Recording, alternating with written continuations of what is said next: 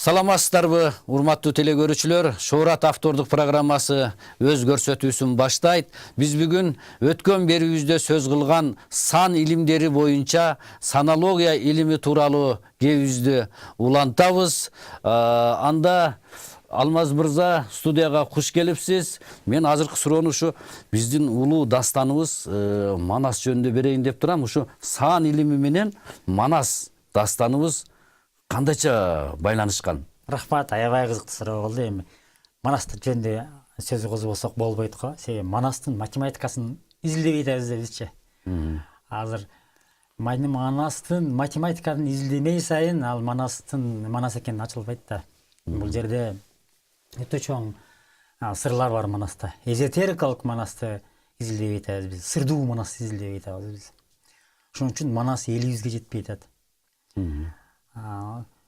Биздин мисалы үчүн сандарга келсек, Манаста 40 чара. Эмне 40 чара? 41-чиси Манас өзү.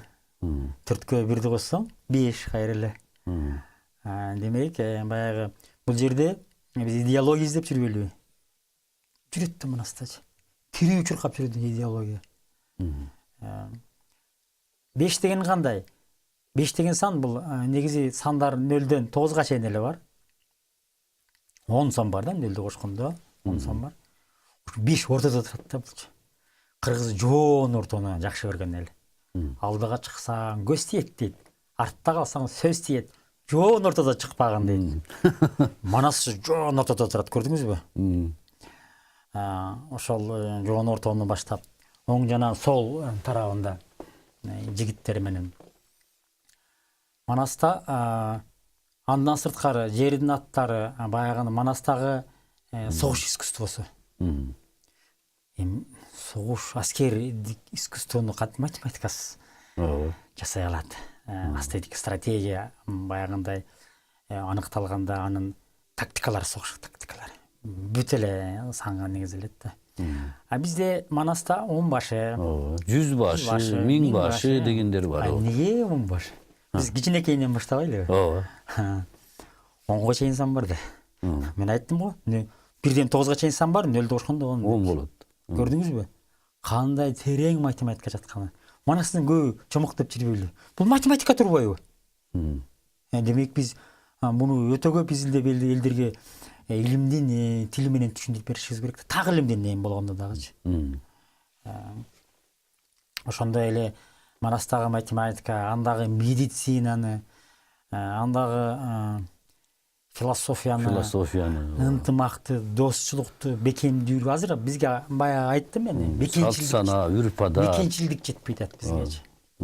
Биз ушунчалык баягы демократиянын шарттаны менен эми демократия деп туруп мамлекеттин келечегин жоготуп алса да болот. Бул демократиянын дүйнөдө 300 түрү бар.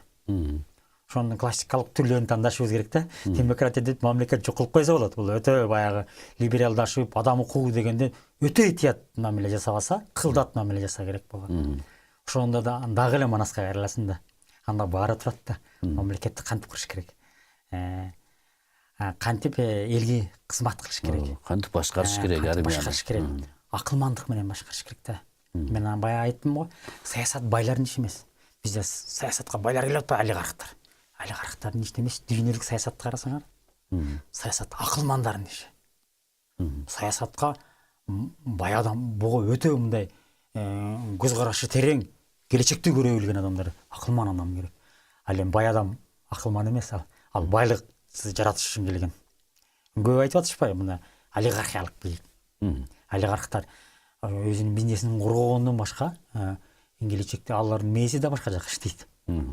Демек жер үстүндө мисалы үчүн Ленинге окшогон саясатчылар, дүйнөлүк саясатчыларды, Гандиге окшогон элин 300 жылдык Англиянын колониясынан эркиндикке чыган саясатчыларды, феномен саясатчыларды акылман болгондо. Ганди дедин акча болду беле, бай Ганди. Армиясы болбой туруп, тынчтык жолу менен алып чыгып кетти. Эч нерсеси жок туруп. Мына профессионалдуу саясатта ушуну айтат. Өнүккөн өлкөлөрдө эч качан бай алдыга чыкпайт. Бай ошол акылман, жөндөмдүү таланттууларды издеп, ошону демерчи болот ошого. Демерчи болот. Анан өнүккөн өлкөлөрдүн тажрыйбасы бүт эле ошондой да. Өзү суруктап чыга албайт ал. Өзү чыгып алса уят болот ал. Өзүн демек бул жерде дагы адам таануу маселесинде өзүнүн ким экенин билгенин жакшы да. Манастын ичине кайра келсек, ошол 10 башы 100 башыга келеличи.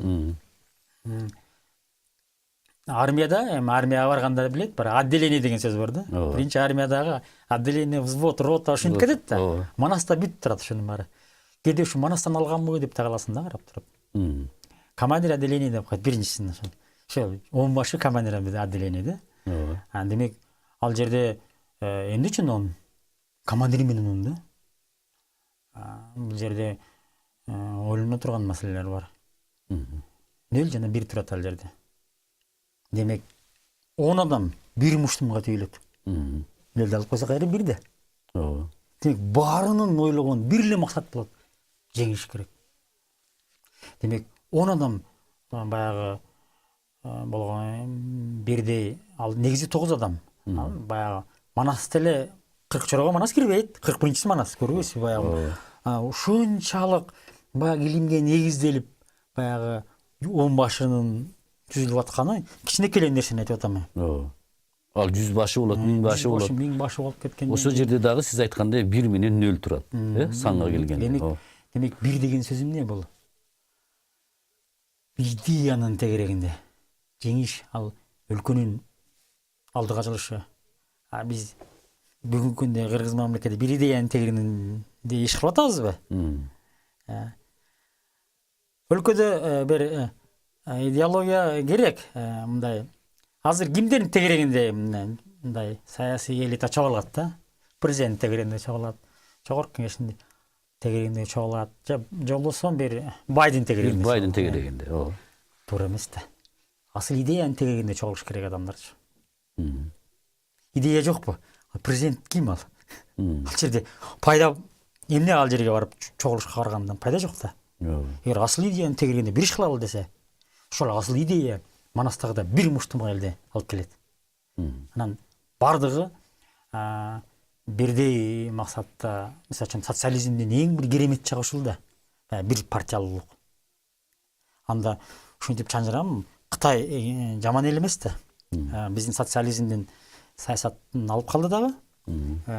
Экономикасында частный капитализмдин элементтерин кошуп койду. Бир жагынан Конфуций жүрөт, бир жагынан карасаң Ленин жүрөт. Бизде бир жагынан Ленинди, экинчи жагынан Манасты алып кетсек болбойт. Ошо укмуш саны болот. Демек Лениндин мына азыр биз 97-жылдары Асаба кезинде какшап айтканбыз. Мына айыл чарбасына кооперация керек депчи. Азыр деле кооперация жасай элек. Ошону жасай албай келатат. Канча жылдан бери айтат, бирок ал мүмкүн болбой ишке ашпай келет. Демек экономикада экономисттерди көп чыгарабыз, биз тегеле окуу жайлар окутабыз. Бирок биз таң калыштуу өлкөбүз. Экономисттерди окута беребиз, бирок аларды турмушта эмнеге колдонбойбуз? Колдонбосок эмнеге окутуп атабыз деген дагы немелер келет да. Айлчы Сарыбаев деген экономист агайыбыз бар биздин. Ушу какшайт да. Ошо ак үйдөгүлөргө айтып, менин балдарым силердин экономикалык алдыга жылууңарга жардам берели десе, жардамды алышпайт экен. Профессионалдуу жардам ал, жөн эмес. Ошо теориясын практикада колдоналы десе, макул болушпайт да. Ошон үчүн бул биз ошол өзүбүздүн руханий туу чокубуз Манасты алдыга чыгарып, кан жаныбызга сиңирип, аны сүйүп, окуп, изилдеп, элге сиңиргенден кийин автоматтык түрдө ал бир идеологиялык Манас чыгарбаса да өзү идея болуп чыга калат. Өзү идея болуп чыга калат. Жана ал иштейт, кадимкидей иштейт жашообуздачы. Биз эмне үчүн азыр ошо Манасты анча түшүнбөй жүрөбүз да? Себеби 70 жыл орустун жетегинде болдук. Орус дагы биз Манас терең изилдей берсин коркуп турду. Экинчиден 28 жылдан бери, эгемендүүлүк алган жылдардан бери бир Америка болуп кеткиз келет, там адам укугунда ар кайсы өлкөлөрдү ээрчип, Швейцарияны үлгү тутуп барган. Бирок өкүнүчтүүсү бир өз жолубузду таппай келебиз. Маселе ошондо турат да. Эгер өз саясаты бар эл баатыр, бизде саясат барбы мамлекетте? Жок да. Биз саясатты табай элекпиз. Биз жөн эле ээрчип атабыз. Өз саясаты бар эл да баатыр, өз саясатын тапкан инсан дагы баатыр. Ал өз жолун таап алды. Ал Эми айтсаңыз, Алмаз мырза, мына быйылкы жыл ошол президенттин жарлыгы менен мына аймактарды өнүктүрүү жана санариптештирүү жылы деп жарыялады да. Менен балким президент ал жарлыгын жарыялаганда бул сандар менен ойлогондур. Эми ушу мына түздөн түз мына сиздин мына санология илимине байланышып келе жатат да. Ушу санариптештирүү ушул санология илими менен кандай бир байланышы барбы экөөнүн? Же бир жөн эле мындай бир айтылып калган неме? Ушул багытта да айтса кетсеңиз. Жөн эле цифровой деп атпайбы? Сан катышпаган жер жок десе. Эмне үчүн мына телевидение санарип кетип атат. Ошондой эле биздин башкаруу системасы деги эле санарип кетип атат. Себеби мен бая айттым го. Дүйнө менен каным катнаш билем жер шарын бери планетада болсак, Кыргызстан кичинекей эле бир чекитте. Демек ошо дүйнөлүк немеде санариптешкенде маалымат тездейт. Башкаруу ыкмасы дагы сонун келет.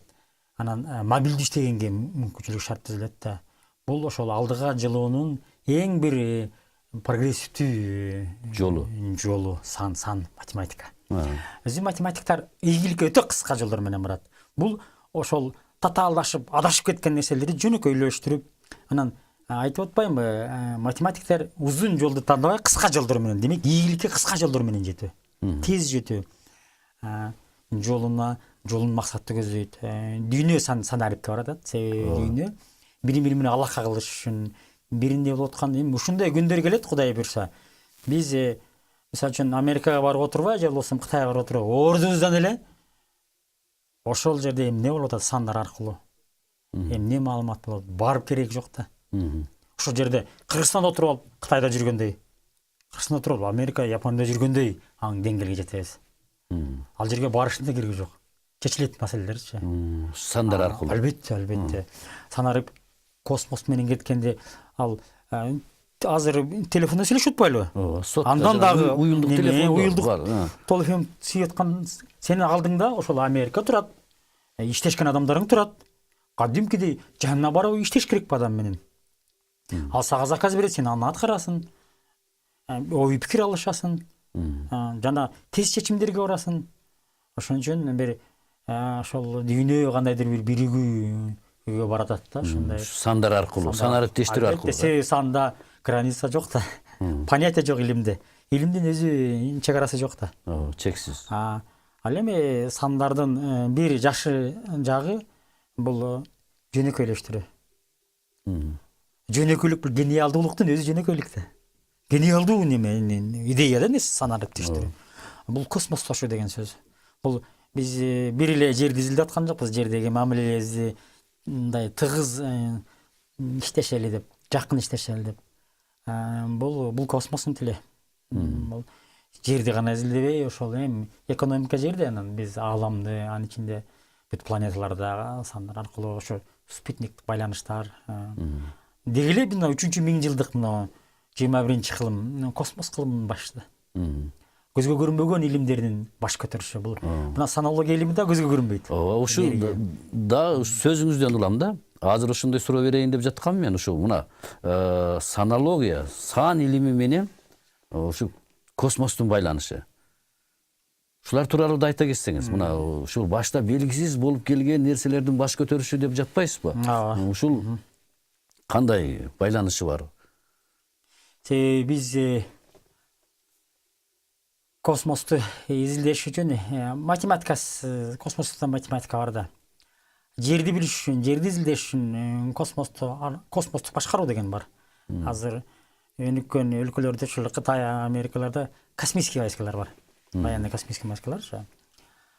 Ошол эми азыр чындап эле мында согуштук мааниден ойлосоң, жер аябай эле коркунучтуу, коркуп кетесиң чындап элечи. Себеби космостон туруп алып жердин бардык точкасына өтө тез жетесиң да. Анан жана жерди өзүнүн үстүн гана изилдей, жерин алдыңдай эмне бар. Алдын кошо изилдеп атат. Анан эми бир нерсени беките албай калат да. Көрүнүп турат. Көрүнүп калат. Ошон үчүн биз баягы бийиктен караганда ылдыйдагы нерсе көрүнөт деген сыяктуучу. Экинчиден, сан бул космостун тили. Демек, биз космостун тили болуп аткандан кийин космосту өздөш үчүн санды билбесек аны өздөштүрө албайбыз. Ошон үчүн космический технология да бар да. Баягы кыргыздарда айтылган го, асман эгер космосту мындай жалпы асман деп алсак, асман жерге көмкөрүлүп, акыл эс аңтарылып деген сөз бар. Бул аябай жакшы сөз.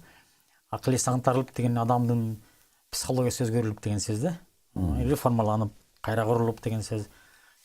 Азыр бир 21-кылым ошо башында ошол бир жаңы психологияга баратабыз да. Эркек, аял, эл менен мамлекеттин мамилеси такыры башкача өзгөрүш керек да. Азыркы мугетибизде биз өнүгө албайбыз чынында. Кичине өзгөрүшүбүз керек. Өзгөрүш керек. Ал позитивдүү жакка өзгөрүшүбүз керек. Өзүбүздү кайра жаратышыбыз керек да. Адам өзүн карап чыгып, бузук жерлерин оңдоп, анан кайра оңолуп чыгуу, кайра куралып чыгуу. Пейилин оңдоп, ошол жаман жагын басып, жакшы жагын көтөрүү деген маселе турат. Бул өзүң тарбиялоо, өзүң сама мотивация деп коет психологияда. Анан ошон үчүн сөзсүз түрдө космоссуз биз алдыга жыла албайбыз. Себеби биз жерди гана эмес, космоско чыкканда башка ааламдык галактикаларда көрүнөт. Азыр ушундай өнүктү жерди гана башка планетада жашаса болобу деген. Марста жашаса болобу деп мына изилдеп атышат, кандай кылып изилдеп атышат. Анан чын эле жерибиздин деле потенциалы чектелүү да. Анан биз ошону 21-кылым экономика проблема болбойт. 21-кылымда экология алдыга чыгат. Экология болбосо билесиз, экономика жок. Демек, бүгүнкү күндө экономикабызды экологияга зыян бербейбиз деген маселе алдыга чыгат. Себеби бүгүнкү күндө Мишек шаарындагы эле абабыз эмне болуп атат.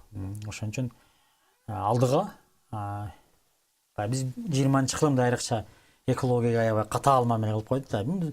Биз жаратылыштын жаныбыз, жаратылыштын бир бөлүгүбүз биз. Ошо өзүбүздүн жаныбызга биз зулумдук мамиле кылып, материалдык ачкөздүк менен жерди казып, укмуш да экологиянычы.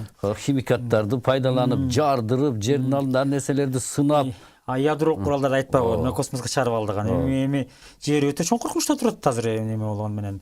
Ошон үчүн демек ошол адам ойлоп тапкан ошол нано технологияны, алдыңкы немелерди ошо согуштук эмес, ошо адамдын өнүгүшү үчүн колдонуу, экологияны тазартуу, анан жаратылыш деле өзү жандуу бир жаратылыш жандуу нерсе болгондон улам ал өзүнүн тазалыгы үчүн күрөшөт экен. Ошол эле глобалдык климаттын өзгөрүшү ошол жаратылыш өзүнүн тазалыгы үчүн күрөшөт. Демек адамга кичине каршы жүрүп атат деген сөз. Эми айтсаңыз, мына ушул сан, ар бир тамганын артында сан турат экен. Мына биздин Шоурат деген автордук программабыз бар. Өзүңүз билесиз, азыр сизди ушул жерде сынап көрөлү деп атабыз да. Мына ушул Шоуратты сан илими боюнча кандай чечмелеп бере аласыз? Атына жараша заты дейт. Албетте адам ысым коюп атканда, же бир программага ысым, же болбосо бир фирма ачканда, магазин ачканда аттар коюлат, ысым коюлат.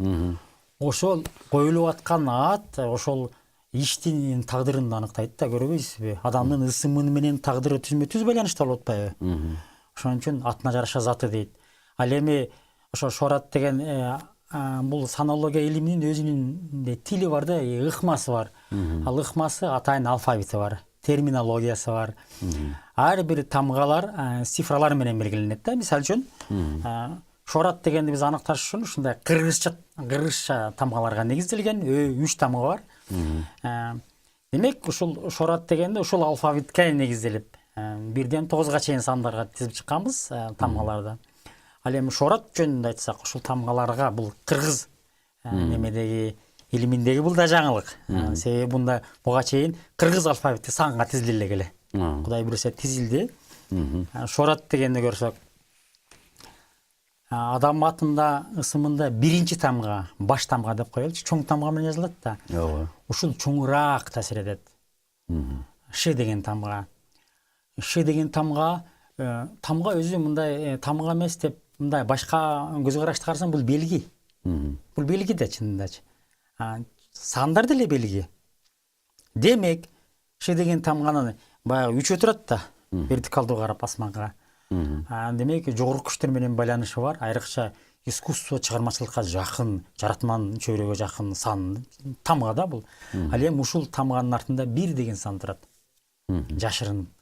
Демек, ал 1 деген эмне ал? Биринчи. Ал жаңылык алып келет. Ал ойлоп табуучу. Ал чыгармачыл.